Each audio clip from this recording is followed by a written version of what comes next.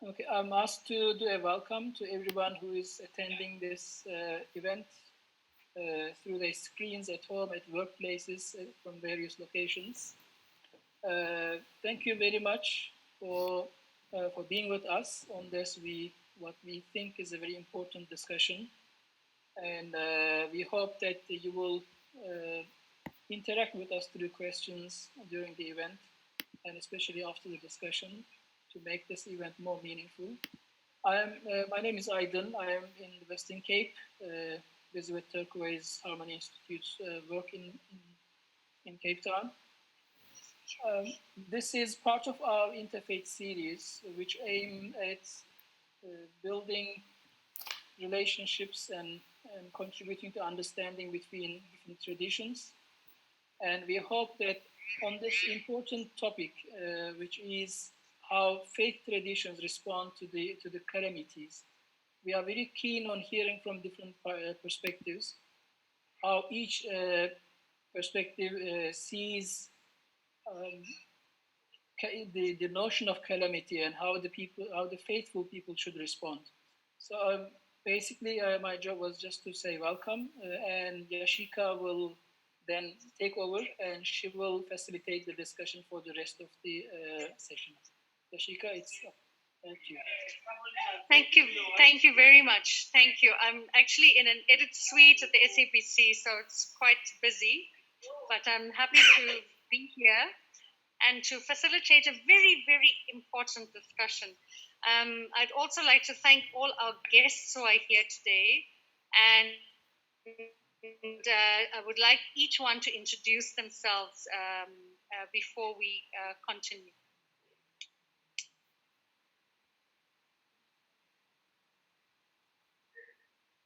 Well, would you like? So maybe we could start. Yes, brother.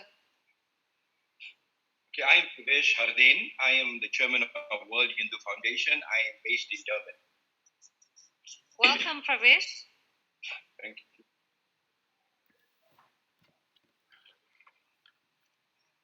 And then we have Rabbi. Yeah, my name is Rabbi Saar. I'm from Beit Emmanuel Progressive Synagogue, and I'm the chair of the Association of Progressive Rabbis. Welcome. Thank you very much. Based in Parktown, Johannesburg. Okay, Rabbi Saar, thank you very much. And then we have a Naci. Mehmet Naci. I'm from Turquoise Harmony Institute.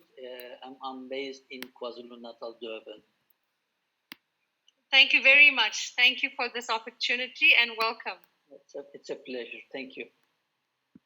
And we have Dr. Nokuzola Mdende. Thank you so much. I'm very excited to be part of this discussion. I'm Nokuzola Mdende, Ikamagu president. I'm from Ikamagu spirituality, but I'm African traditional religion. I would also like to thank my daughter, Yashika, to make it possible that I'm part of this, and also I did to make me to be computer literate. Thank you. And we have with us again, Ayan has been there in the beginning to introduce all of us. I think he's sort of in the background. I just wanted to maybe start with, is there anyone else that I've left out? Yeah, perhaps I should just introduce myself. Yes, Professor Andre, welcome. Yeah, I'm Andre Bartlett. I'm from the Dutch Reformed Church, also a member of the NEC of the South African Council of Churches. I'm based in Johannesburg, work-wise based in Pretoria, but living-wise based in Johannesburg, and for the lockdown period at the moment, of course, at home in Johannesburg. And thank you for the opportunity to be part of this discussion. Okay, wonderful. Thank you very much. Sometimes there's a bit of a disturbance on the mic. Is there the other guests that if they could please introduce themselves, and we can go straight into the topic.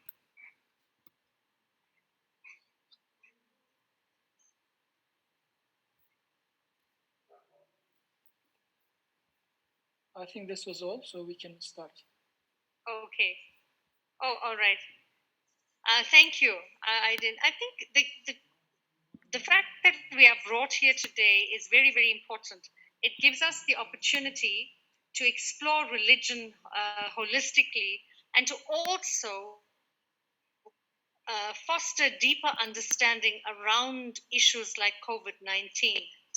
And critically, I feel that it's such a beautiful gathering of different religions who are exploring from their faith perspective this huge crisis that has impacted the global community to such an extent that many of us are unable to work in a normal situation, that our entire lives have changed dramatically. And even though the regulations in the country is saying level 4, and different provinces are re-engaging that, it means that this coronavirus has impacted us at the most intrinsic level of our being and our consciousness.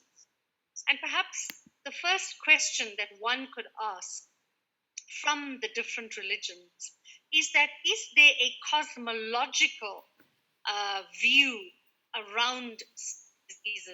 Is it spoken of in our various scriptures? Where does it come from? And how do we then interpret a situation like what we are experiencing today in today's society from a faith perspective?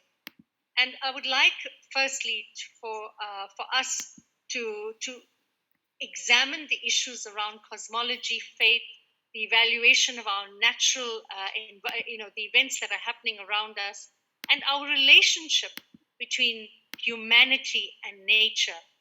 And to start us up with the discussion, perhaps Dr. Nokuzola Mdende, you can take us from an African perspective, from the point of view of cosmology.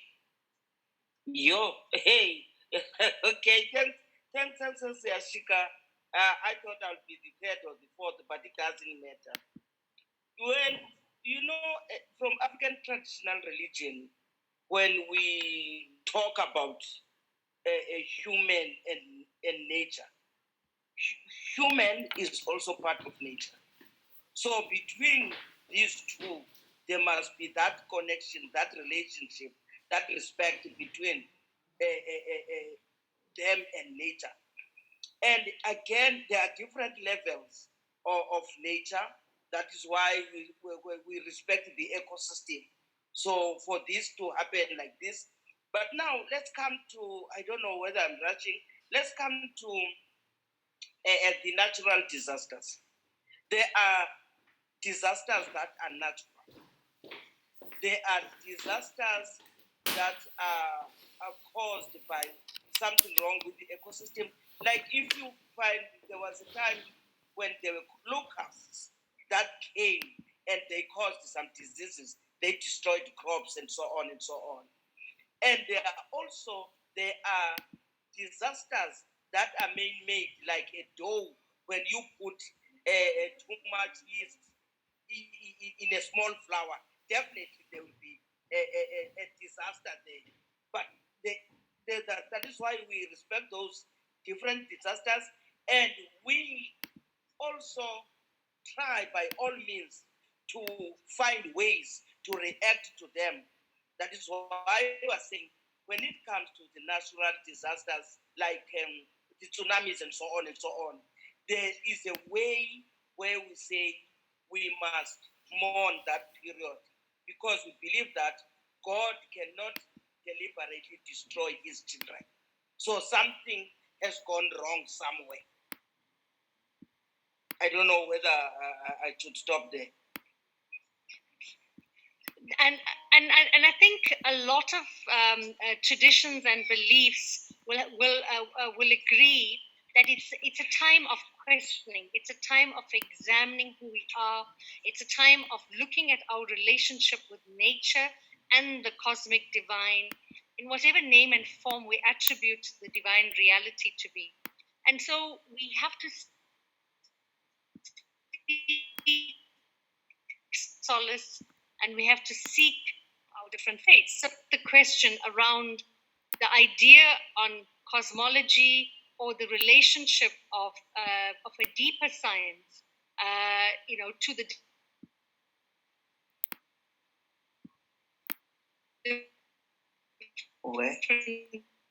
to the different religions.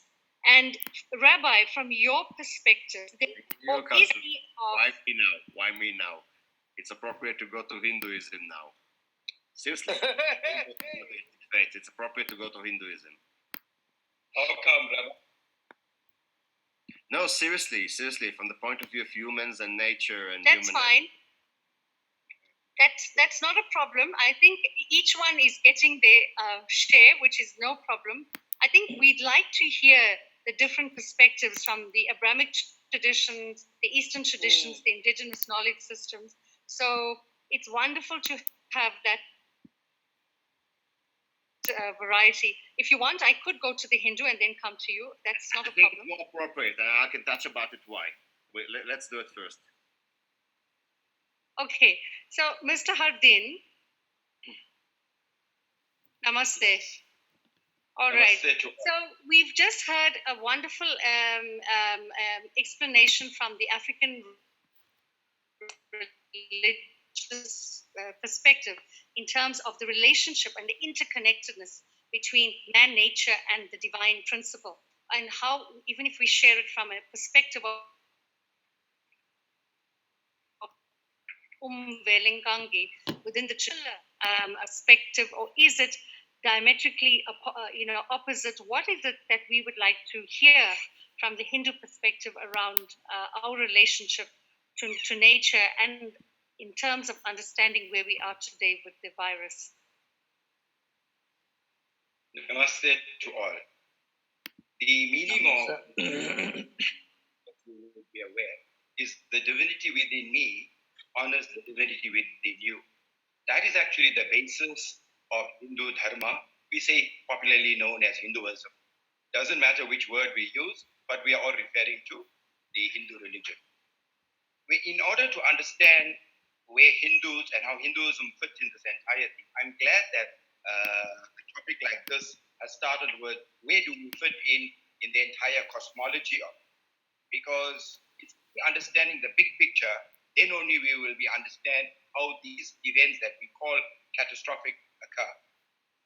To understand Hindu Dharma, we do not understand only from a physical point of view, whereas there's just a simply earth, there's human beings, and we are the only beings on this earth.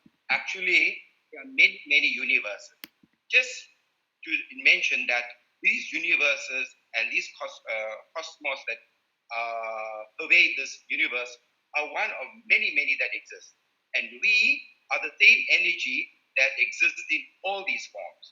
So if this is the same energy that exists in all these forms, this energy itself exists in every iota of life. I like what many of the ancient religions and African religion was referring to man and nature. There's nothing to do. We are all but one. One meaning that the energy that resides in me is the same energy that pervades outside. So, in understanding it from that perspective, we realize that this entire universe and cosmos is much larger than what we are. And it has been in existence for millions of years. At this point in time, if you don't mind, I'd like to just read a snippet from Professor Carl Sagan and what he has to say about cosmology. Many have for a long time, Hindus describe cosmology in the form of the Nataraj, the dance of the universe. So I'll just give you a picture and I'll quickly read a small paragraph to further explain my point. So if you look carefully at the picture here, this is Nataraja, which is called the Lord of the universe. He does this ancient dance and it's symbolic of the entire universe in its functioning. So I'll read quickly. The Hindu religion is the only one of the world's great faiths dedicated to the idea that the cosmos itself undergoes an immense, indeed infinite, number of deaths and rebirths. Professor Carl Sagan supports the ancient Hindu time for the universe being billions of years, which is in keeping with the modern cosmology. The traditional explanation of the Nataraj is that it symbolizes the creation of the universe in one hand and the death of the universe on the other hand. And this is what cosmology is all about. So to put it in a nutshell and summarize what we are saying that the experience of right now, the Covid-19, is one of many, many experiences that has happened over many, many yugas, many, many cycles of this universe. So it's not something we would find it very new because we are only living in this planet for a good few hundred years. But one must look at it as on a broader scale because Hindu Dharma believes in the 4 cycles. There have been 4 cycles and we are now in the 4th cycle. So keeping that in mind, we will better understand that we are simply in a small experience in a big time scale of things. So I think we need to understand it from there. So it will take off many of these huge psychological reflection that we are having, that now we experience an insurmountable problem. So I'm saying if we can understand it from that perspective, then we will be psychologically better be able to understand what is happening today. So I thought I'll just stop there because focus on cosmology and perhaps we will further answer other questions related. Okay, so thank you, Pravesh. And thank you for that explanation. So in terms of indigenous knowledge systems as well as Hinduism, there seems to be a sense of an integrated connection that is not separate, and that it is influenced by events and occurrences over periods of time, and that whatever impact it has is deemed through perhaps a karmic occurrence over different periods of time. So I will ask you a little bit later to explain the principle of karma, because a lot of people misunderstand it, and perhaps it needs to be put into a proper perspective. Now I'd like to go to our brother in the Islamic tradition. So when we look at, and then to our brother in the Jewish tradition, and follow that with Andre Bartlett from the Christian faith. So I think what is emerging is that there is this explanation of some kind of link that ties people through a series of experiences, occurrences, that is then linked up to an understanding of divinity. So from the Islamic perspective, does the term cosmology come into effect, or is it regarding one's fate and one's relationship with Creator and the creation? Thank you, Ashika. I think, the triangle of, creation, man, nature, and creator, one needs to pay attention to that. Yes, thank you for the question. As you all know, that Islam is a monotheist religion like Judaism and Christianity. And like those religions, it teaches that God has created the whole universe and everything in it. So God is the master designer who puts order and purpose in his creation, and he rules over it with compassion and mercy. So everything in creation depends upon God, the sustainer for its existence. So the role of nature is basically to be proof to show the existence of its creator. And the role of human is to look at these proofs, to know, recognize, and love and serve God on behalf of all the other creation. So basically, according to Islam, the purpose and the role of all creation, including human beings and nature, is to know, recognize, and offer their servanthood to their creator. And that's what we mean by the cosmology.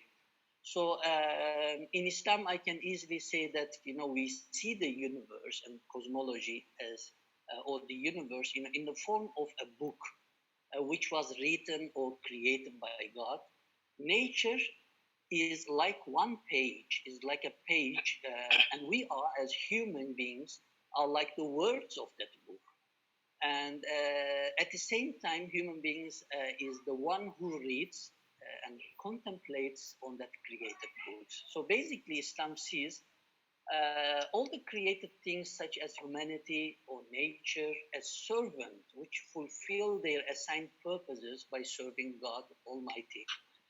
Humanity, plants and animals, rock and minerals, rain and wind, stars and planets, all naturally fulfill the purpose for which they were designed and created. So by doing so, they worship their God and serving their God. Everything in nature acting accordingly. So the one point which I think I have to mention is Islam teaches that God created humans from clay, which is the one of the main element of the nature, and breathed the spirit of life into him. So when we are talking about the role of cosmology, humanity, nature in Islam, I think we need to also mention human beings were given some divine gifts such as intelligence to distinguish the true from the false and a free will. Because of these gifts, Islam sees human beings, out of all the created things, are the noblest of God's creatures, superior to the rest of nature. So according to the Holy Quran and the teachings of the Prophet Muhammad, peace be upon him, human being is the seeds of the tree of universe, as well as the best fruit of it. So it has the most important role play in the cosmology. Thank you.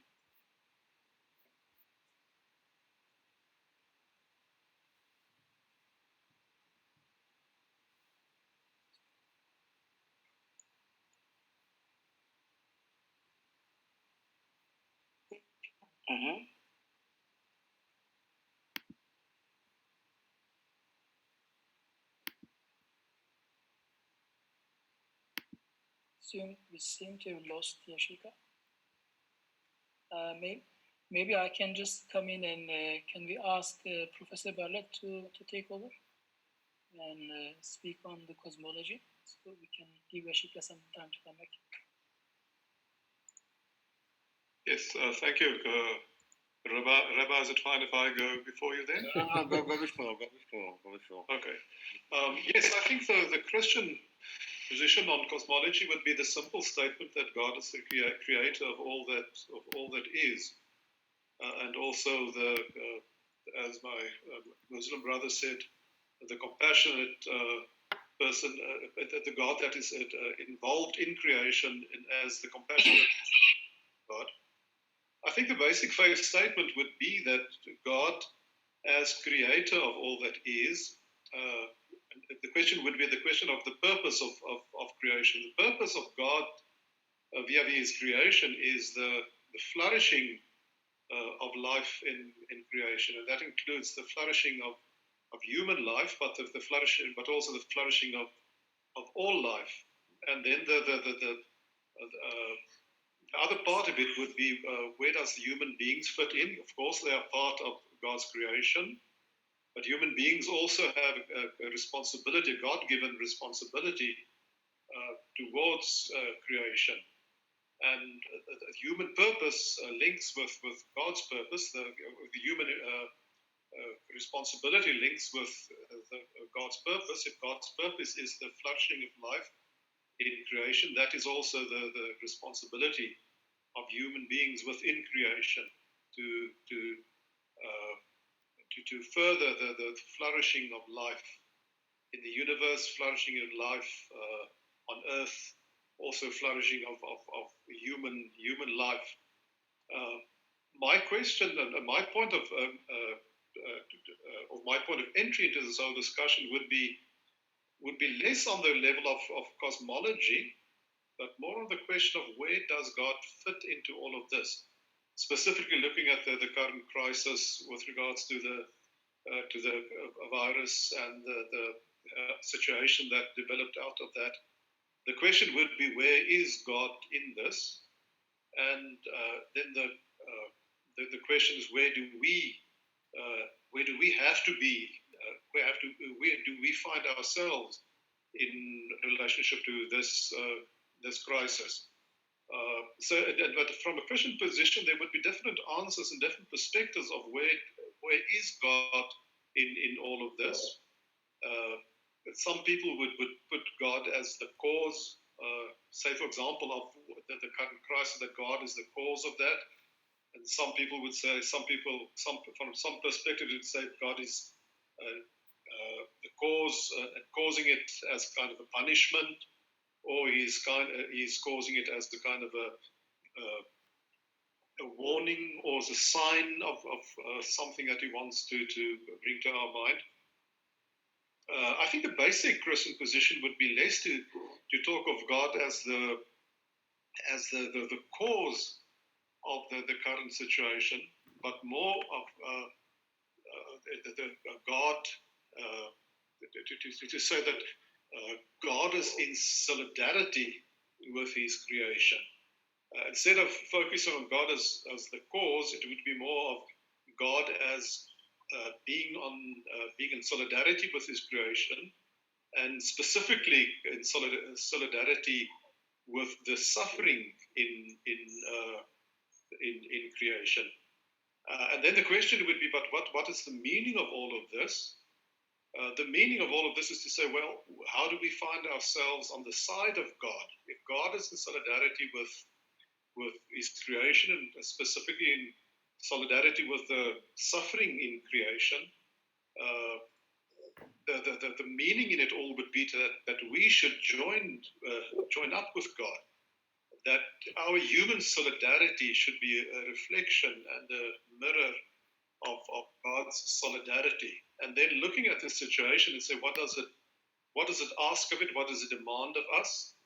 And our response should be one of solidarity with our fellow human beings, solidarity with creation, solidarity with the universe, and then to act in such a way that our solidarity serves the flourishing of life on earth, in the universe, and also the flourishing of human life. So that would be kind of my starting point, to say God is the creator of all that is.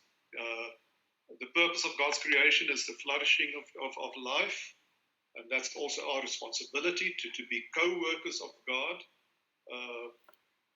towards the flourishing of life, and then reflecting the solidarity of God with his creation, and specifically with the suffering, the solidarity with the suffering in creation, and solidarity with human suffering. And that too is our responsibility to reflect the solidarity of God with his creation. And that's the basic narrative of the Christian approach to the God question. The Christian narrative would be one of to say God is involved in the history of his creation. God is involved in the history of humanity, and God calls us to responsibility, to take responsibility for his creation, to take responsibility for the flourishing of life. And the basic Christian story of the life of Christ is the example of this, of God showing solidarity with human suffering, God's purpose being the flourishing of human life, which is actually the core of what we in the Christian faith call the gospel of Jesus Christ, the good news that God does not leave his creation to its own on its own, but God is involved in his creation, specifically on the side of suffering, not causing suffering, but working towards human flourishing against all suffering. Thank you, Professor. I think we seem to have lost Yashika completely, so I'll try and do my best to take it further. I think we are now back. We can now turn to Rabbi.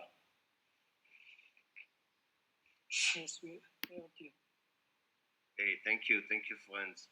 And Yashika, we love you anyhow, huh? We'll try that. Okay. So I think the reason I asked earlier that you could see that the first two speakers, they spoke from first indigenous and then Hindu and then two Abrahamic faiths. So what you could see very clear that in the indigenous tradition and in the Hindu tradition, they're holistic.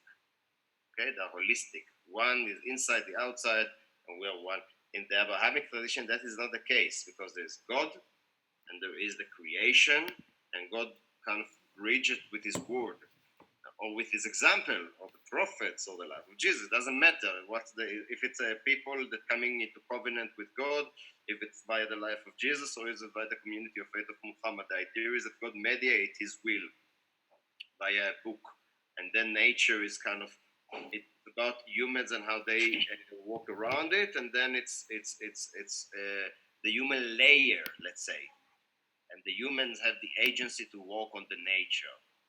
So I think that's an important thing to see.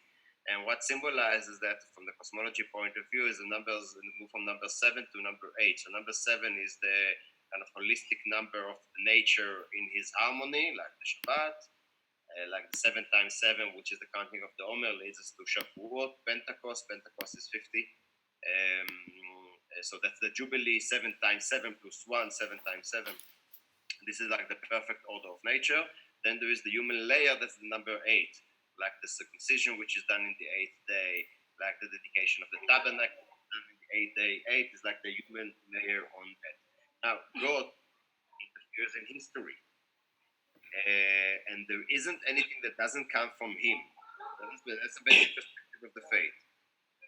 Just to say that this is not obvious, because we can look on the old Persian religion, and in the old Persian religion is dualistic. There's a good God and the bad God, to make it very flat, to make it very basic. So not everything, bad things does not necessarily come from the good God. So that's this other option.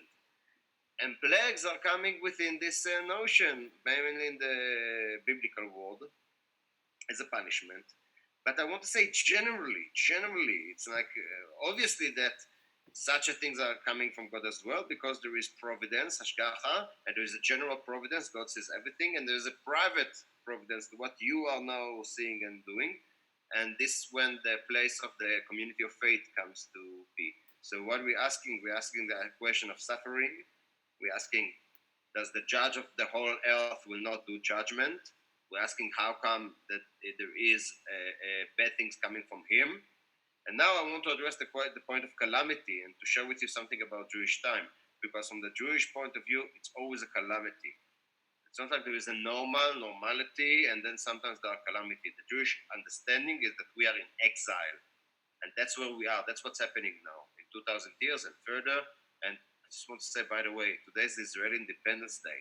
And I'm not taking questions about the Middle East. But I'm saying the fact that there is a Jewish political structure, such as the State of Israel, doesn't change. We're still in exile in our mind. We're still in exile in our understanding of what is the holy time, because we haven't yet been redeemed.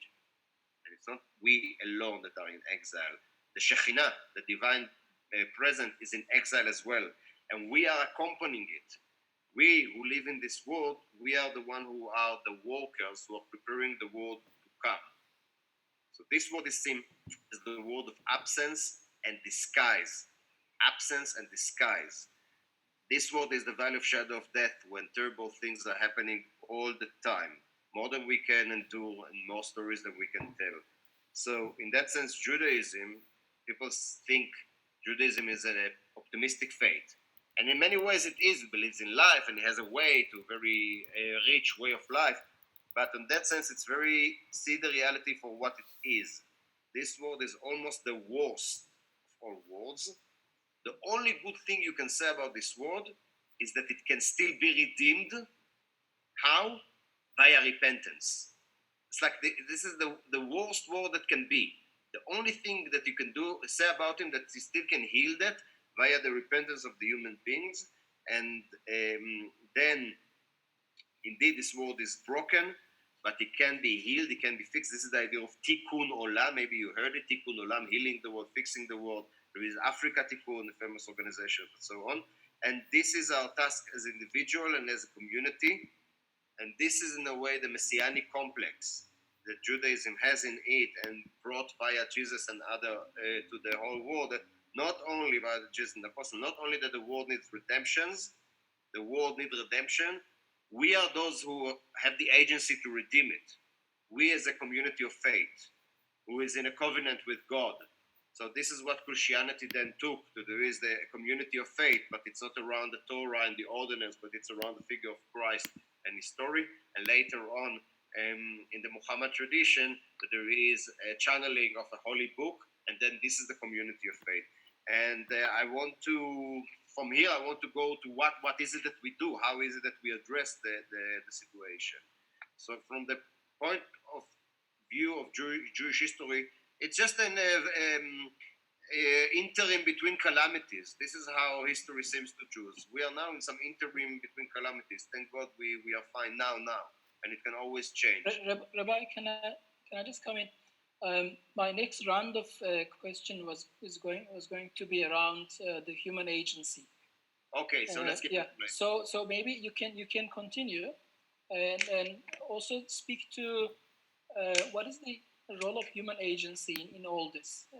Are the calamities, for example, like you said, probably in the Abrahamic traditions, there is a role of, especially in Islam, I think, where human agency is valid in terms of what God bestows or sends down to humans.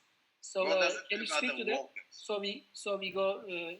The next round will then be on the human agency in terms of these calamities. So what are you asking me now? You want to start? What are you asking me now? Please continue. So we start with you. Moving to the second round, you're asking about the human agency. Okay, so God doesn't have any other workers than us. We are very poor workers, but God needs us in a way to do his work. We are collaborating with him in the act of creation, because the job of humans is to prepare the world for the kingdom of heaven to come and dwell here.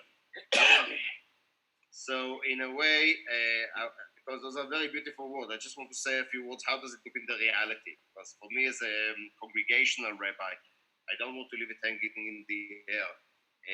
And I want to say that the more the years go and I work in a parish, in an urban community, I see how this is what makes the difference. Your presence in the neighborhood and your presence in the schools and so on. So it goes like this. What needs to be done? Always, but mainly this time, is to invest in the communal capacities, which means that this is the groups that work, the educational materials that try to send them online, the groups of the schools are operating, the Temple Youth Club, the Young Adult Club, they're all, and the Young Adult mainly, they are effervescing. They have a lot they want to say, and they need us. So that will be we can be the platform for the young adults to kind of channel what they need to channel in this time.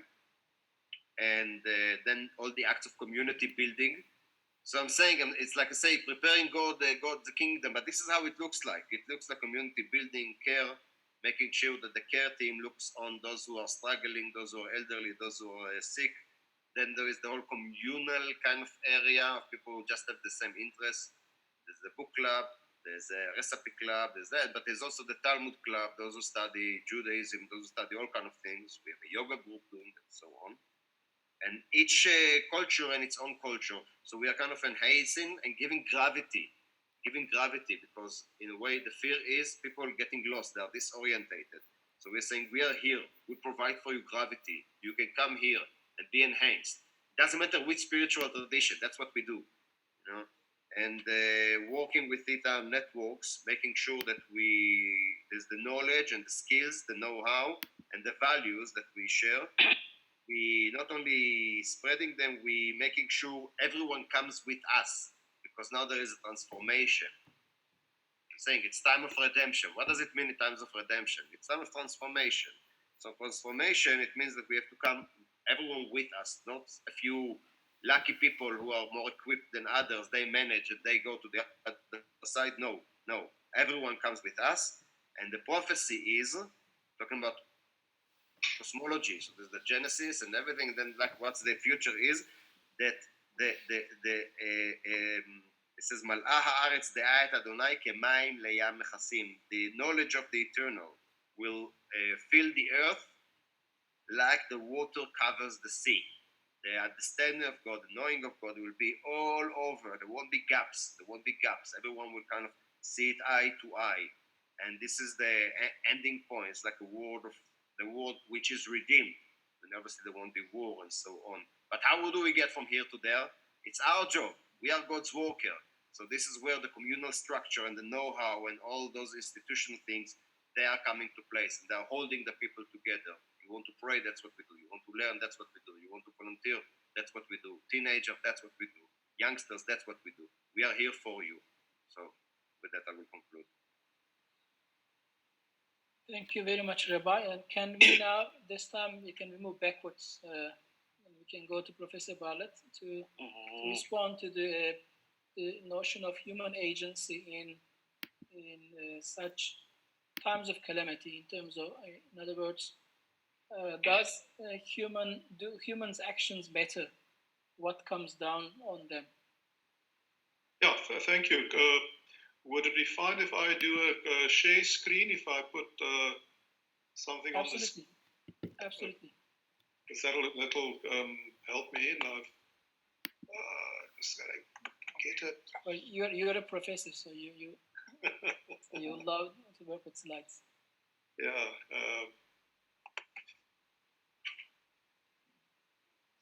How do I do this now? Yeah. Okay. So. What I would want to do is, and it has to do with human agency, I guess, is to say, what would a Christian response be to a calamity like this? And instead of talking generally about calamity, I want to focus specifically on what would a Christian response be to COVID-19, to the current situation. So instead of talking generally about calamities and human aid, I would want to make it more specific with regard to this specific situation. I think the Christian response would be on three levels. The first level would be on the theological level. The question about where is God in all of this, the God question.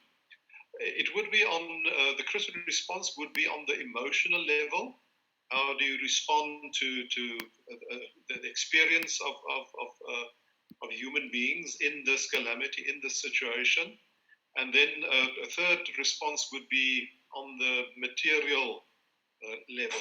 How do you respond with regard to physical needs that is brought forward by this situation? So human agency would be on all three of these levels.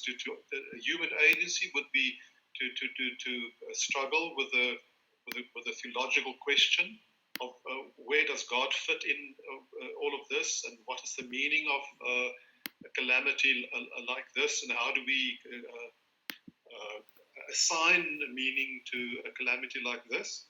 And then the second level then would be to say human agency has to do with how do we respond on the level of emotional needs, and then in a third way to say how do we respond on the material level.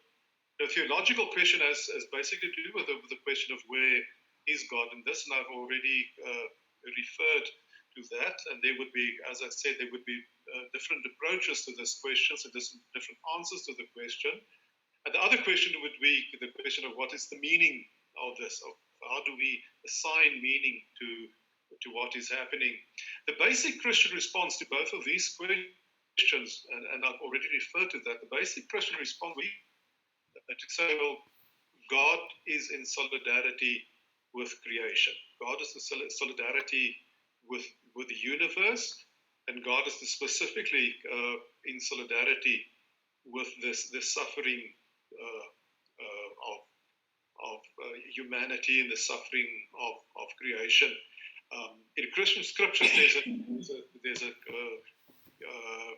there's a passage saying where it's written, creation groans with us, and God groans with his creation, which is in a sense a reflection of God's solidarity with suffering.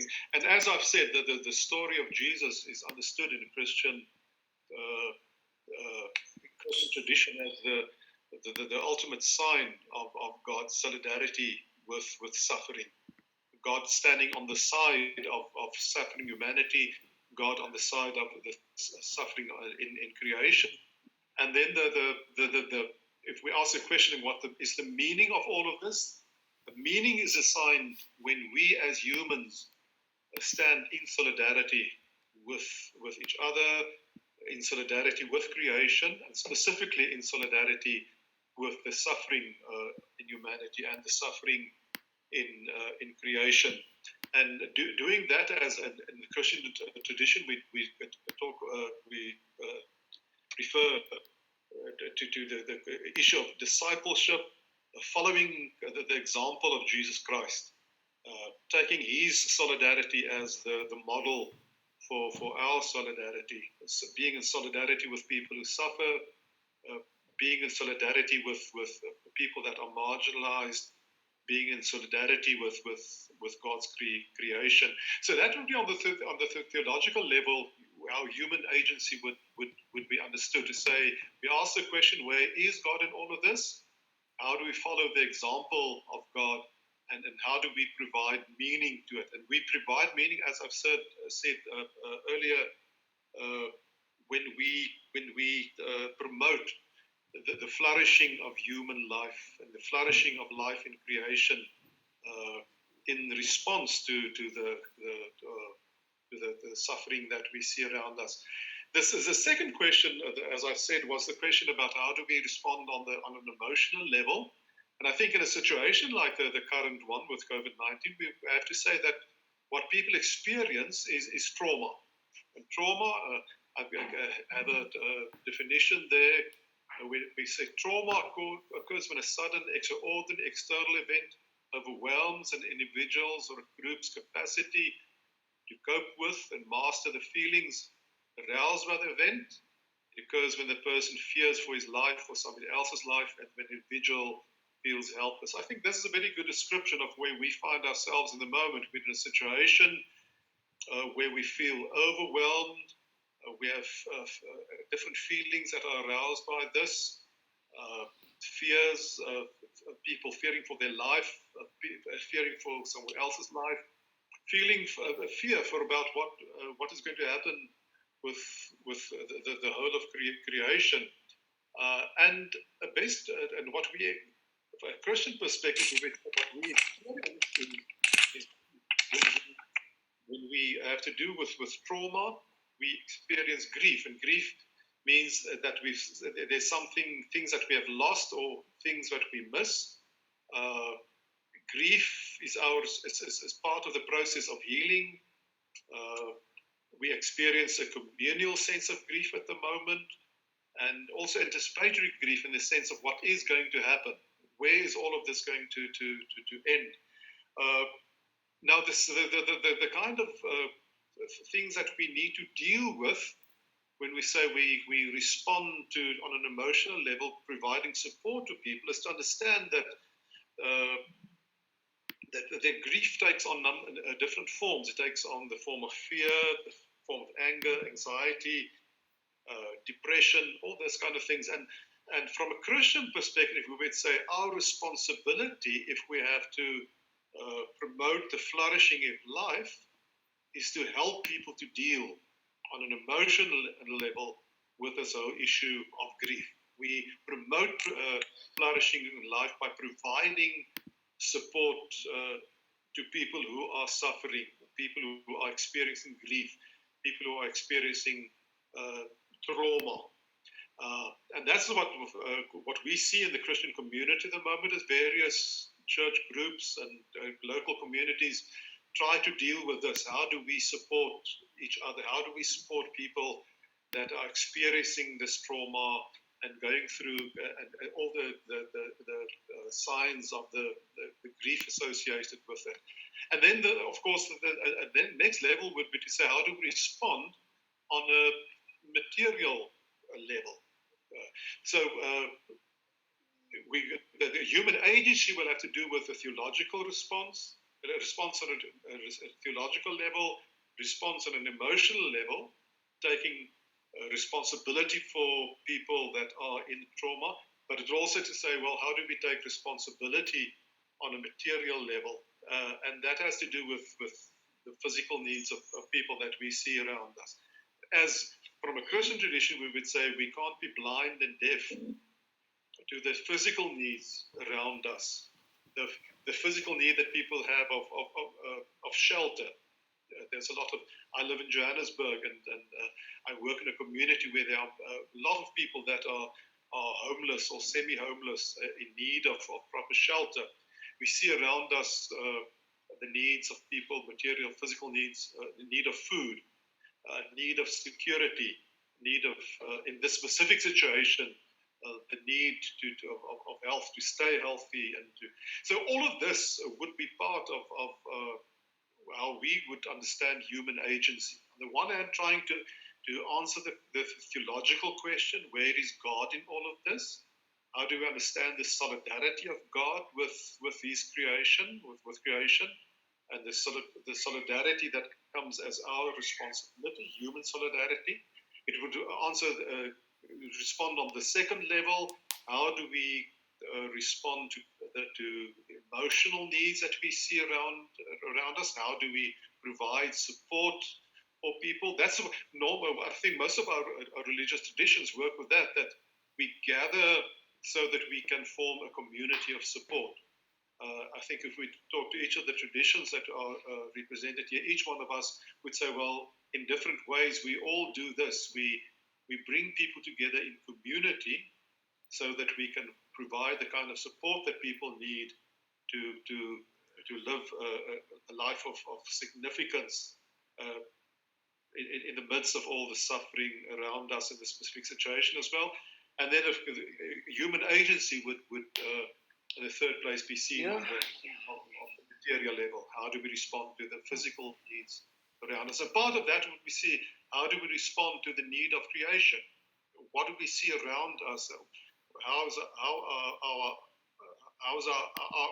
our eyes being opened by the current crisis to understand the need of creation?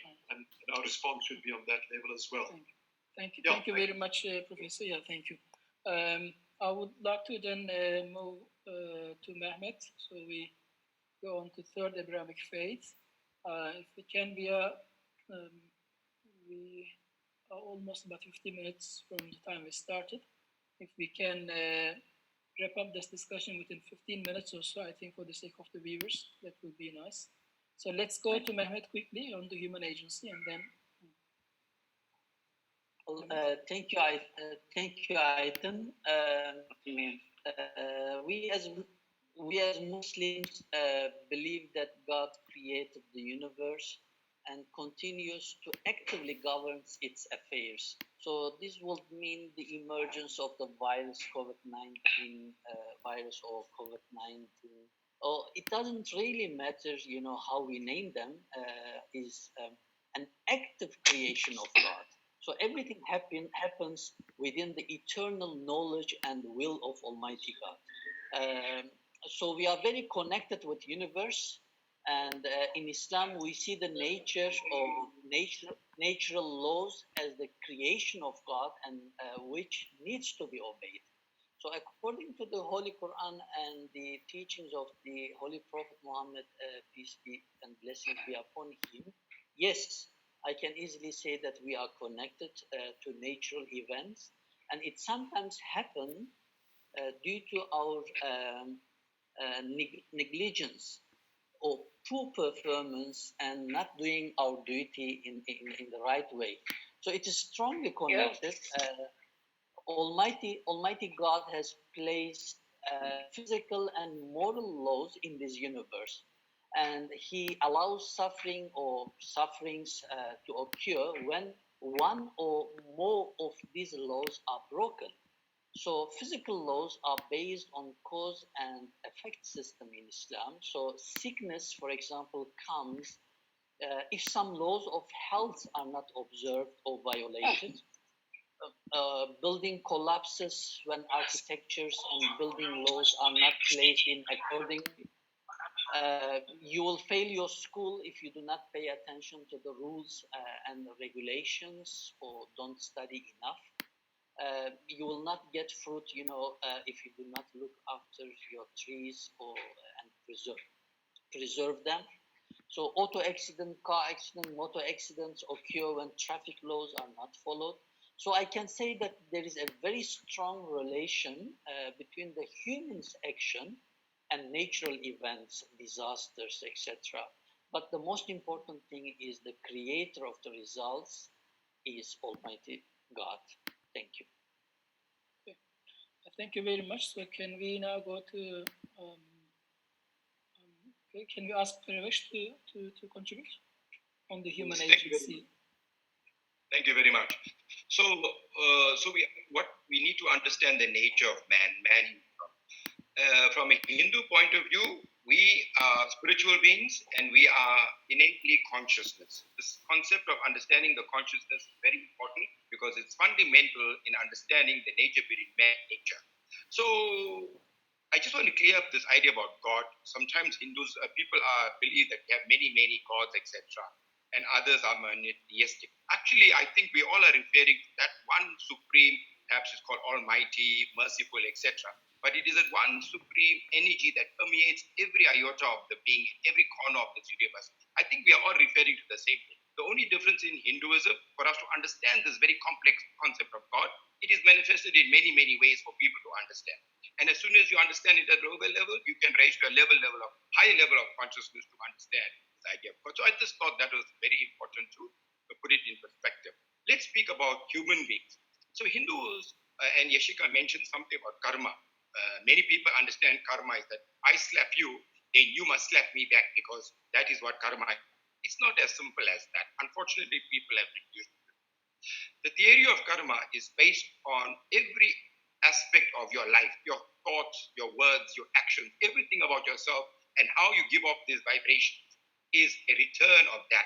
For example, if I am a very angry man and if I go around just abusing this earth and do whatever I wish to do, naturally one can see that the opposite negative effect will happen, where we will lose, we will destroy, etc. One of our very important dictums in our Hindu dharma is that if we protect the earth will protect us. Now, what has happened here? We are not based on whether a man is good or man is bad. In fact, Hindus do not believe in this concept of evil and these binaries because it has created a lot of psychological problems. People are inherently good, as I just inherently divine. But what has happened is they have either spiraled downwards through lower sense of consciousness, or they spiral upwards when they learn and understand and they go higher levels of consciousness. Now, unfortunately, over a period of time, people through their own desires, etc., and other forms of vices, etc., and whatever, there's so many areas of life that people have engaged in, either good or bad. For example, we say that to eat food is good, but what type of food? And if I eat too much of this food, what can happen? Naturally, we'll see the karmic effect of that. So, being this as it is, and talking about all these calamities that have happened, people in their own have contributed. God has created this very beautiful earth, this world, this universe, and it is in motion. You can see the perfect sun, the beautiful water, the lovely cool breeze. I mean, we've been in lockdown now for 5 weeks, and all of us have observed this beautiful calmness. We must have, this is perhaps ironically a good thing because we've observed this beautiful earth in its almost pristine form, returning to its pristine form.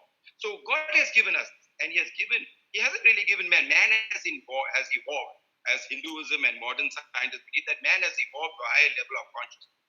Now, in spite of having this buddhi means intellect, he has the propensity to be doing good or bad. Some of us will strive because of higher consciousness to do good in our life. Unfortunately, not all of us will do that. Some of us will lower our consciousness. In the process, we will engage in negative, and as a result, create these kind of issues that happen. The natural calamities are not act of God. These things would happen, But in the broader sense of things, we using our intellect will see how we're going to respond. So the second part is, how do we respond as human beings? If all of us realize that we are one, that we just have these outward coverings of black, white, Muslim, Hindu, Christian, Jewish, etc., etc. But ultimately inside we are one. So when you take out this covering, we realize we all desire the same thing. So the natural response from human beings should be one of compassion, not one of judgment, as we are seeing people are stigmatizing people, etc. Naturally, there should be outward pouring of love and support. And to that, I know many organizations, faith organizations, and many Hindu organizations, people are not aware, are doing it quite silently, because one of the concepts of Hindu Dharma is selfless seva. And that means you don't go and show out your work. And as a result of they're not showing out the many projects I have that they're contributing to it, people perhaps are not aware of the food scheme, hamper scheme, medical scheme, and all sorts of things. Together, they're lining up with all other groups. So the natural response of human beings should be nothing more than to assist, to positively assist the government and any other positive factors that are contributing and making life for people who are in the situation a little bit more comfortable. Most important is that we should save lives. It's very important. That is a very essential part of this entire. So we should all, and I'm glad such type of forums are created where we can even have some ideas about how that our natural response should be to hold hands together and go forward to get the same. Thank you. Thank you very much, Dr. Ndende. We will now hand over to you. Can you talk on the human agency from African traditional religion perspective? I think your microphone is muted. At the bottom left of your screen, there's a microphone sign. There we go. Bottom left. Hey. You Yes, see a mic. Yes, it is good. We can hear now. We can hear you now. You can hear me? Yes. Yes. Okay.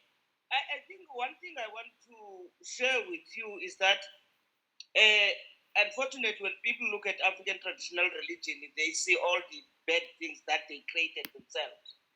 African traditional religion is more practical than theoretical. That is why, in many cases, we are always looking for a practical solution in terms of any calamity. And we believe that God speaks in many ways. And living together in harmony and living together respecting each other, we believe that this is God's creation.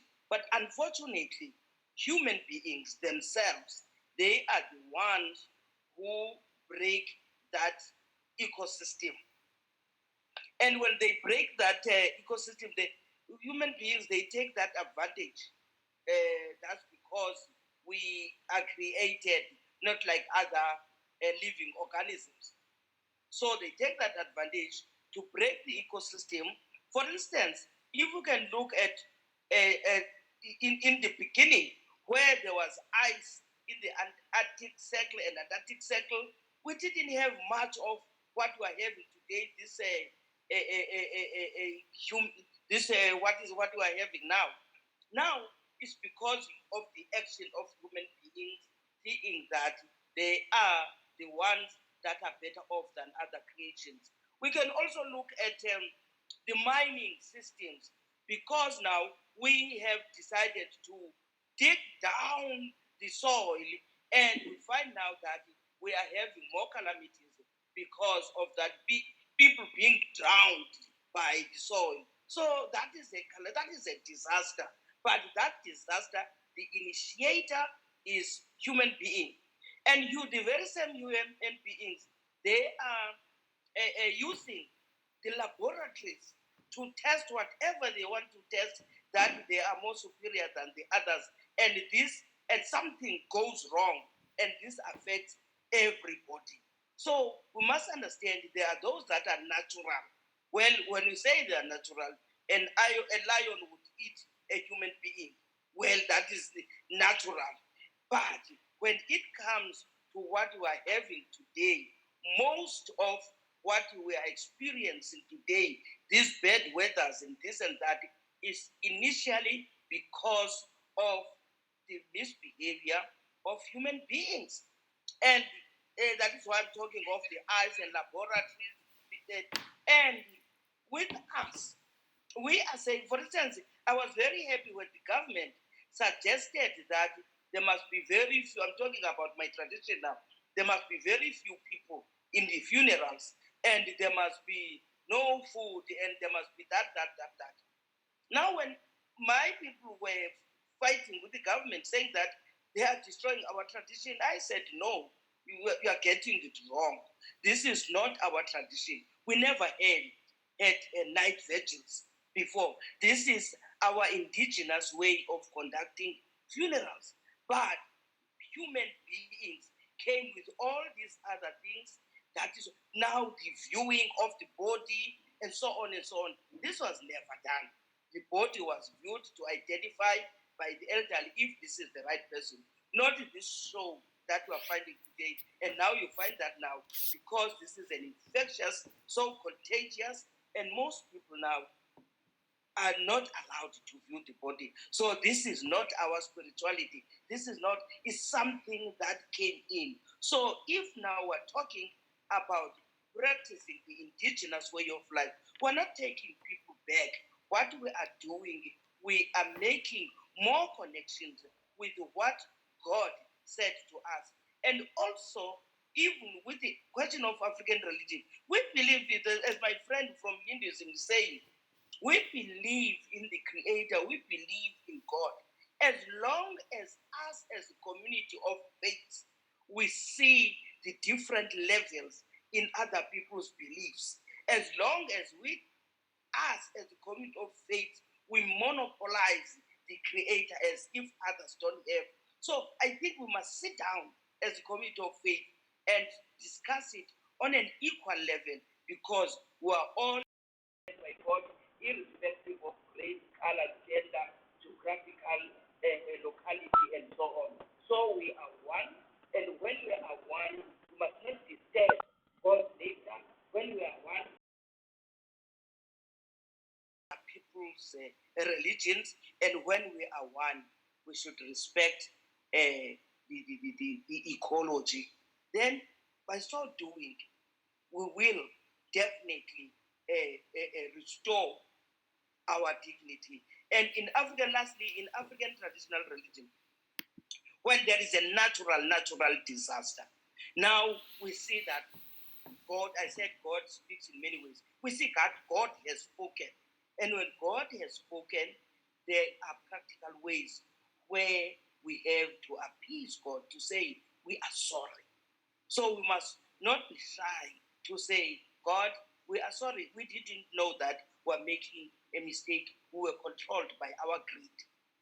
So these are the things that we must do as all human beings from different faiths come together as one. Thank you.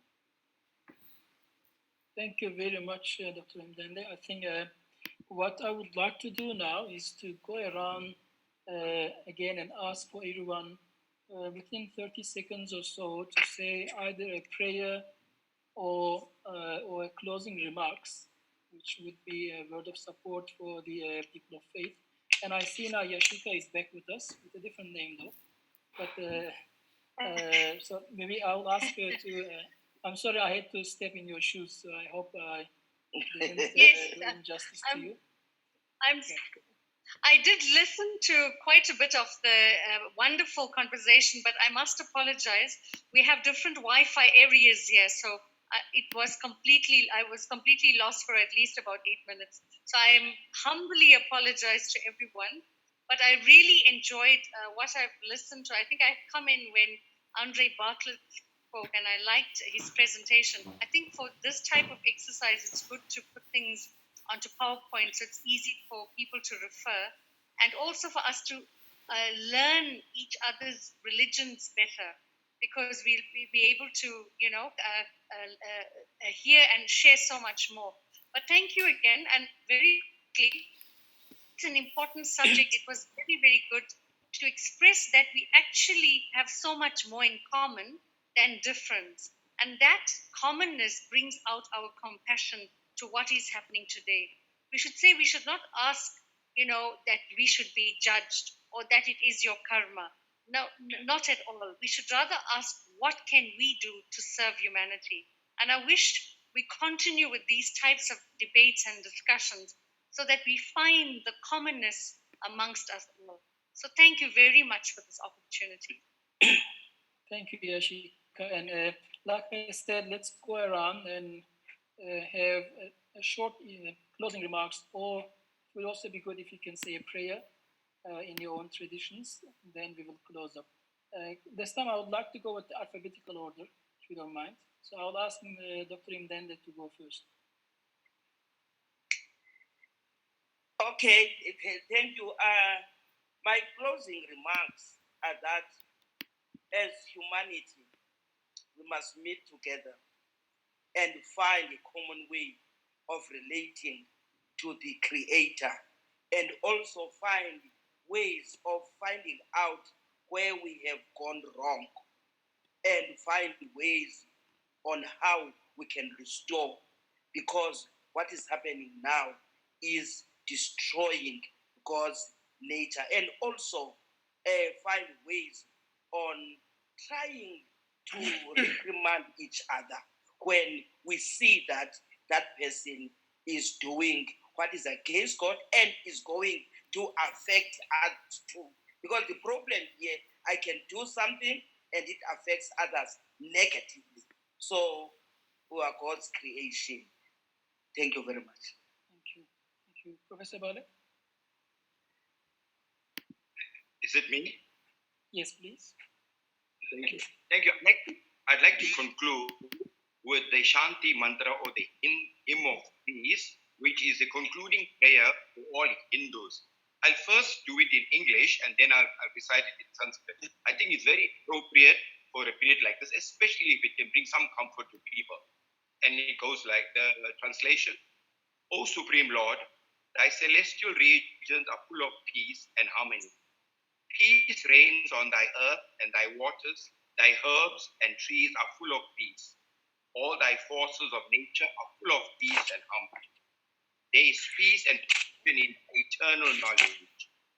Everything in the universe, peace pervades everywhere. O Lord, may that peace come to me. I'd like to recite it in the Sanskrit language.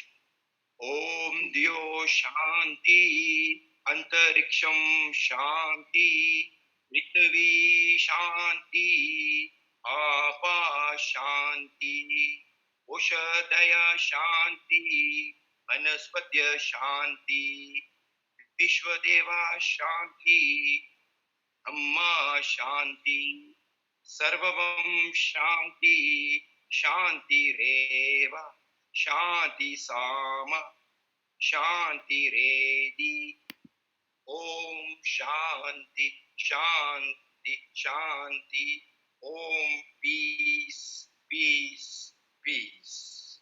Thank you. Thank you very much. Now I would like to ask Professor Bartlett. Yes, I think the current crisis challenges us to respond in a certain way, and I think the best way to respond is to take responsibility, specifically responsibility to promote human solidarity, to promote the flourishing of life, to take responsibility for our own for what we have done and our own being responsible for what happens around us, but also to take responsibility for people that are suffering in a time like this, to take responsibility for each other, to create as many spaces of community as we can within the limitations of our situation, and to do it as a sign of human solidarity, and also solidarity with all of God's creation, solidarity with each other, solidarity with all that is, so that we can promote the flourishing of life.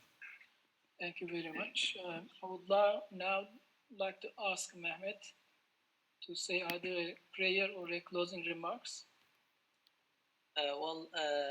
Thank you, Aydin. I think in my final words, I need to say that the coronavirus or COVID-19 is a reminder to us, to all our weak state, regardless of our social standing or financial position or background. We are helpless. So, as God says in Holy Quran, Allah says in His Holy Scripture, mankind was created weak. So situations like this remind us to turn back to our Creator. So God controls everything, and He is the one that can relieve us from our difficulties. So we must return to Him and seek refuge in Him and ask His protection. So with this, but with your permission, I need to also add, one last narration. I think when you have mentioned, one of our speakers mentioned punishment or test. The fourth caliph of Islam, our Master Ali, who's known as the door of knowledge, once when he was asked, are the troubles that happens to us is a test or it is a punishment of God? So he answered in a very wise way by saying, if the troubles that happen to us bring us closer to our Creator, it is a test. If it is moving us away from Him, is indeed a punishment. So with this, I thank you. I thank all our brothers and sisters in this program. Thank you very much. Thank you very much. And Rabbi? And your mic is muted. Thank you all. What I'd like to conclude with is the notion of Noach and his generation, the generation of the flood and that calamity, and the promise that God made, the promise of the rainbow, that said that never again life will be seized. And this is a great, it strengthens us. And as it is known, it says that in the days of Noah, so will it be in the last days. And it's a lot about the message of the rainbow and the carrier of the message of the rainbow, which is many people around the world, but in our context and in our South African context. And I wish for us to really be able to do this agency, because as I said, God has no other workers but us within our communities and as a society. I'd like to conclude with the priestly blessing, just put Shal. The priestly blessing from the which the sons of Aaron, the priest, are blessing the children of Israel. Yevarechecha Adonai v'yishmerecha, Ya'er Adonai panav elecha v'yichuneka, Yisa Adonai panav elecha v'yasem lecha shalom.